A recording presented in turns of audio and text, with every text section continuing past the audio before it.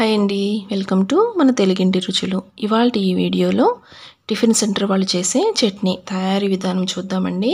ఈ స్టైల్లో ఒకసారి చట్నీ చేసి చూడండి, చాలా బాగుంటుందండి. ఇది అన్ని రకాల టిఫిన్స్ అంటే ఇడ్లీ, దోశ, వడ, ఉప్మా ఇలాగ ఇన్ని రకాల టిఫిన్స్లోకి చాలా బాగుంటుంది. ట్రై చేసి చూడండి. అలాగే వీడియో కనుక నచ్చితే ప్లీజ్ లైక్ చేయటం మాత్రం మర్చిపోవద్దు.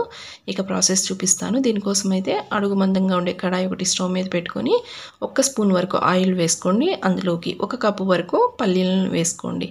ఈ పల్లీలను అయితే లో టు మీడియం ఫ్లేమ్లో నిదానంగా చక్కగా ఫ్రై చేసుకోవాలి. ఇవి మనకి 80% అలాగా ఫ్రై అయిన తర్వాత ఇందులోకి మీరు తినే స్పైసీనెస్ని బట్టి అంటే కారాన్ని బట్టి అయితే పచ్చిమిర్చిలు వేసుకోండి.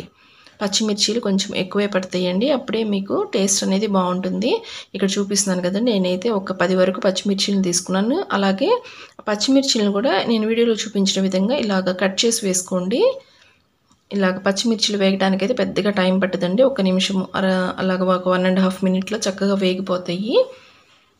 ఈలోపు మనకి మిగతా 10% పల్లీలు కూడా వేగిపోతాయి. చూస్తున్నారు కదా, ఇలాగ కొంచెం మనకి పైన పచ్చిమిర్చి పైన అలాగ వైట్గా లేయర్ లాగా వచ్చింది కదా, అలా వస్తే సరిపోతుంది. అవి కంప్లీట్గా చల్లార్చుకోవాలి. ఈలోపు మిక్సీ జార్లోకి 1 అరకప్పు వరకు పుట్నాల పప్పు, వేపుడు శనగపప్పు అంటారు కదా, వాటిని 1 అరకప్పు మాత్రం వేసుకోండి. ఇప్పుడు ఇందులోకి పచ్చి కొబ్బరి 1 కప్పు వరకు కట్ చేసి పెట్టుకున్న పచ్చి కొబ్బరి వేసుకోండి. నెక్స్ట్ ఇందులో చిన్న అల్లం ముక్క వేసుకోండి. అలాగే 2 వెల్లుల్లి రెబ్బలు వేసుకోండి. వెల్లుల్లి రెబ్బలు వేయటం వల్ల టేస్ట్ బాగుంటుందండి. మీకు కొంతమందికి ఇష్టం ఉండదు కదా వెల్లుల్లి, సో అలాంటి వాళ్ళైతే స్కిప్ చేసేయండి. ఇప్పుడు మనం కంప్లీట్గా చల్లారిన ఈ పల్లీలు అలాగే పచ్చిమిర్చిలు కూడా వేసుకోండి. ఇందులోకి రాళ్ళుప్పు, కళ్ళుప్పు అంటారు కదండి, రాక్ సాల్ట్ తగినంత వేసుకుంటున్నాను. మీకంటే సాల్ట్ అయినా వేసుకోవచ్చు. ఇందులోకి కొంచెం చింతపండు వేసేసుకొని ఒకసారి గ్రైండ్ చేసుకున్న తర్వాత ఇప్పుడు ఇందులోకి 1 అర గ్లాస్ వరకు వాటర్ వేసేసుకోండి. ఇలా వేసేసుకొని ఒకసారి స్పూన్ తోటి ఈ విధంగా అడుగు నుంచి కూడా చక్కగా గరిటెతోటి ఇలాగ కలిపేసేసుకొని మరొకసారి గ్రైండ్ చేసుకోండి. ఇలాగ కొంచెం లైట్గా పలుగ్గా ఉంటేనే టేస్ట్ బాగుంటుందండి.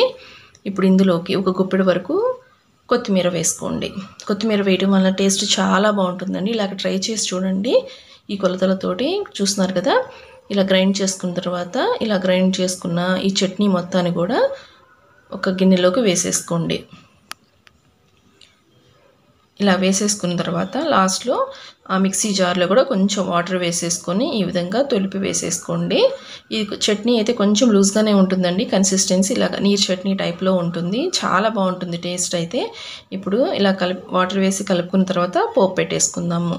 పోపు గిన్నెలో ఈ విధంగా 1 టేబుల్ స్పూన్ వరకు ఆయిల్ వేసుకొని 1 అర టీ స్పూన్ ఆవాలు, 1/2 టీ స్పూన్ జీలకర్ర, అలాగే 1/2 టీ స్పూన్ పచ్చిశనగపప్పు, 1/2 టీ స్పూన్ మినప్పప్పు వేసేసుకోండి. అలాగే 4 ఎండుమిర్చిని ఈ విధంగా కట్ చేసి వేసేసుకోండి.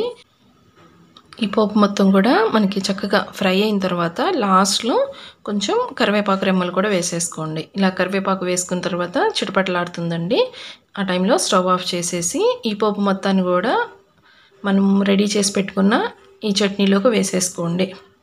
ఇదేనండి మనకి టిఫిన్ సెంటర్ వాళ్ళు చేసే చట్నీ అయితే రెడీ అయిపోయింది. మీరు ఇది ఇడ్లీ, దోశ దేనిలోకైనా కూడా చాలా బాగుంటుంది. ట్రై చేయండి ఇలాగా.